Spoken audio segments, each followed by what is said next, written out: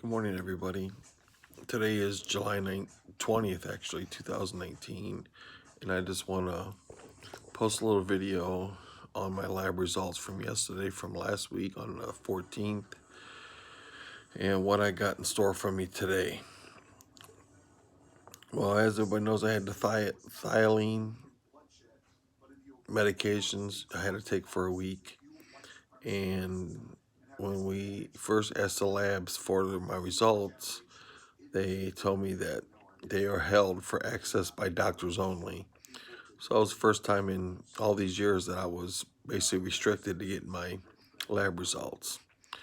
But after a few phone calls and a couple emails, they actually released them to me this morning, and I'm at the very low end of the thiolene, area where they want you to be between. So obviously that's it. Again, that's another respiratory issue, and hopefully today I get a lot of good news from the pulmonologist. I'll also get the results back from my sleep study that I did the other night, seeing that if I need a BiPAP instead of the CPAP machine. The technician, while I was there, the nurse basically said that I still had 16 to 17 episodes per hour on average, and lots of tremors while I slept, and a few times where actually my upper body popped up because he said it looked like I was actually suffocating because I wasn't breathing properly. This path has been really tough for my family and myself, and it's just one of those things in life that that we have to deal with each and every day. But we're still fighting it. We're still going strong. I won't let this beat me. I got so much going on, that a lot of people don't understand how severe it really is. It's a slow, debilitating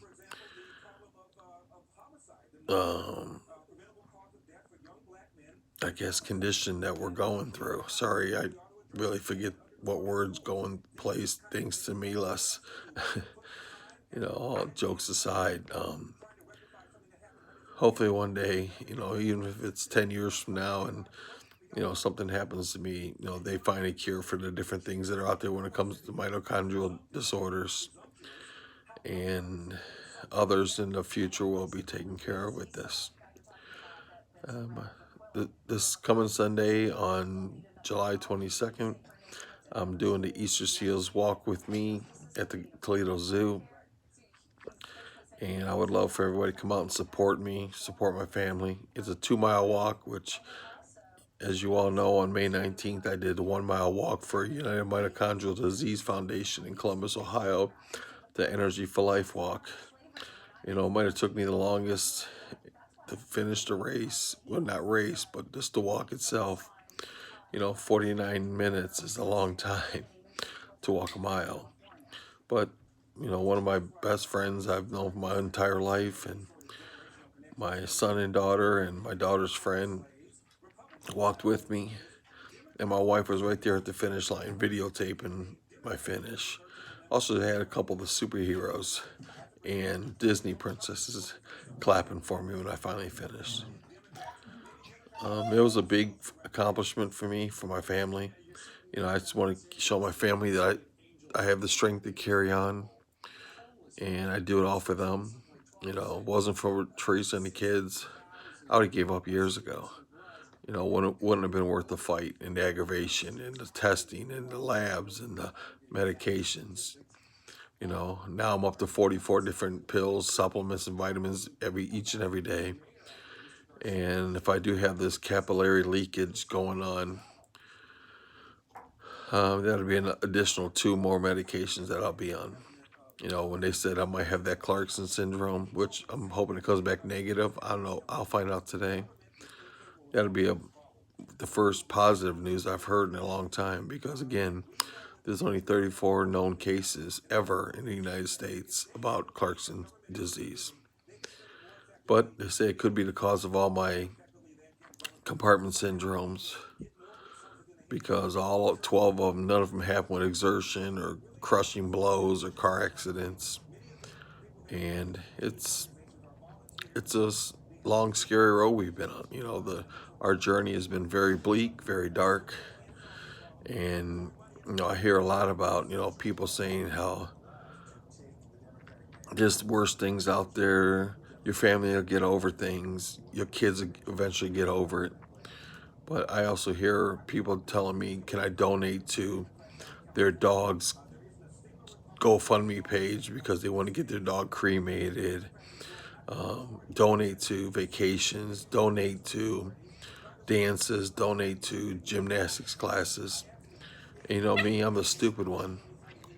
Just because I have compassion and empathy for people, if it's my last $10, I donate to all these causes. And you know, I figure one day it's going to pay forward and we're going to have the miracle. We're going, you know, because, you know, we struggle each and every day. You know, we decide between macaroni and cheese or sometimes hot dogs, you know, for dinner. You know, we haven't been out to eat as a family in years. And when it comes to great meals, you know, having a nice fresh hamburger on the grill or fresh steaks on the grill, you know, we don't have that. We don't have the opportunity to do that. You know, our time as a family is more important to us than anything. And it's still hard on the kids mentally and emotionally because family time is watching me sit on the couch or me just sit under the awning outside if it's not too hot. And, you know, my kids, you know, when they see me have to go through stores with, you know, oxygen on my walker, my braces, it's heartbreaking for them. And for people to, you know, shame us and tell us, you know, my kids will get over it, Teresa, get over it. You haven't walked in my shoes. Walk in my shoes for 24 hours. Walk in my family's shoes for 24 hours. Become part of their brain for 24 hours. And this is something they suffer each and every day. Watching dad go to bed at 8, sometimes 8 o'clock at night, 7 o'clock at night, because I'm that exhausted from each and every day. Severe muscle weakness, severe cramping, shakes, tremors, blood pressure going up and down, heart rate going 170, 160, when my pacemaker set at 60, 130. Now, it's hard to take all this in for my family. You know, I've accepted my fate, my future, but the main thing is my family being, you know, taken care of in the end. You know, like I said in a couple other videos, with all of our family who distance themselves from us quite often, and they haven't been there for the kids, haven't been there for Teresa. You know, it's tough. You know, it's tough on them, you know, to see their cousins or aunts and uncles, or even, hate to say it, their own grandmother doesn't call them at all on their birthdays, Christmas, celebrations, Noah's, you know, graduation, Noah's graduation party. You know, our kids are treated as outcasts because we move so far away, which isn't far away. It's an hour and 30 minutes if I drive 80. But as kids, you know, it hurts them. You know, Noah's to the point to where he just said, screw them, because they haven't showed love to my kids in 7 years.